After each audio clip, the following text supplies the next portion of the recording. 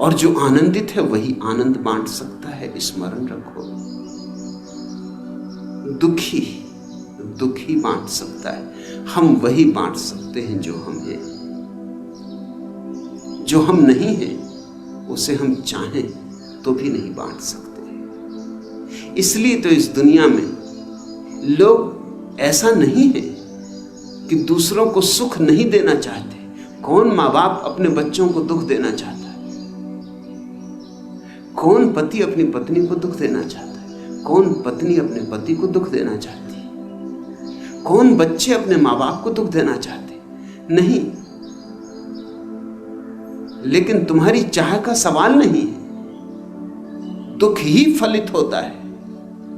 नीम लाख चाहे कि उसमें मीठे आम लगे और कांटे लाख चाहें कि गुलाब के फूल हो जाएं, चाहने से क्या होगा? मात्र चाहने से कुछ भी ना होगा। तो तुम चाहते तो हो कि लोगों को आनंदित करो, लेकिन कर तुम पाते हो केवल दुखी।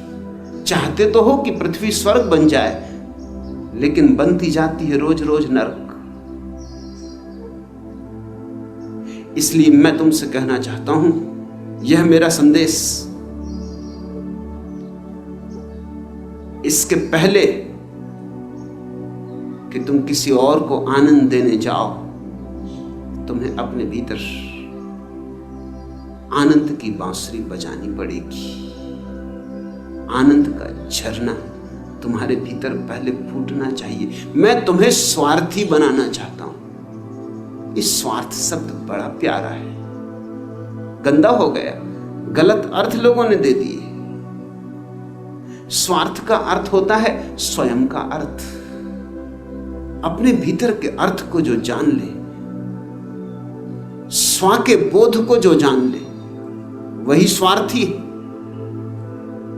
मैं तुमसे कहता हूं स्वार्थी बनो, क्योंकि तुम्हारे स्वार्थी बनने में ही परार्थ की संभावना है। तुम अगर स्वार्थी हो जाओ पूरे पूरे और तुम्हारे भीतर अर्थ के फूल खिले, आनंद की ज्योति जले, रस का सागर उमड़े, तो तुमसे परार्थ होगा ही होगा। इसलिए मैं सेवा नहीं सिखाता, स्वार्थ सिखाता हूं। मैं नहीं कहता कि किसी और की सेवा करो, तुम कर भी ना सकोगे। तुम करोगे तो भी गलती हो जाएगी। तुम करने जाओगे सेवा और कुछ हानि करके लौट आओगे। तुम करना चाहोगे सृजन और तुमसे विध्वंस होगा। तुम ही गलत हो तो तुम जो करोगे वह गलत होगा। इसलिए मैं तुम्हारे कृत्यों पर बहुत जोर नहीं देता, मेरा जोर है तुम पर। तुम क्या करते हो ये गौण है, तुम क्या हो यही महत्वपूर्ण है। आनंदित हो, और आनंदित होने का एक ही उपाय, मात्र एक ही उपाय है। कभी दूसरा उपाय नहीं रहा, आज भी नहीं है, आगे भी कभी नहीं होगा। ध्यान के अतिरिक्त आनंदित होने का कोई उपाय नहीं। धन से कोई आनंदित नहीं होता।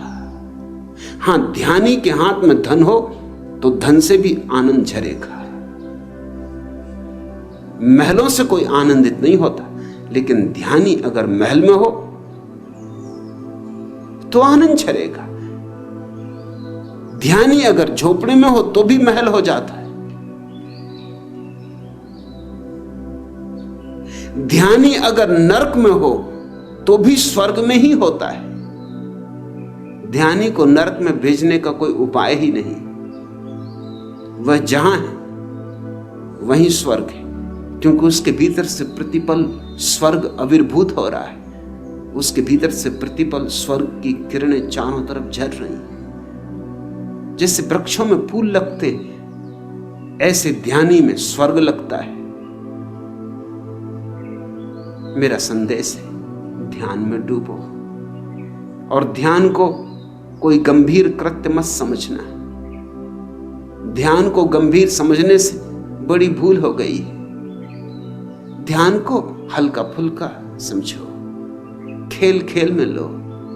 हंसीबा खेलीबा करीबा ध्यानम, गोरखनाथ का ये वचन याद रखना। हंसो खेलो और ध्यान करो, हंसते खेलते ध्यान करो। उदास चेहरा बना के, अकड़ के, गुरु गंभीर होकर, धार्मिक होकर मत बैठ जाना। इस तरह के मुर्दों से पृथ्वी भरी। वैसे लोग बहुत उदास हैं और तुम और उदासीन होकर बैठ गए। क्षमा करो, लोग वैसे ही बहुत दीनहीन हैं, अब और उदासीनों को ये पृथ्वी नहीं सह सकती। अब पृथ्वी को नाचते हुए, गाते हुए ध्यान ही चाहिए, आह्लादित। एक ऐसा धर्म चाहिए पृथ्वी को जिसका मूल स्वर आनंद हो, जिसका मूल स्वर उत्सव हो।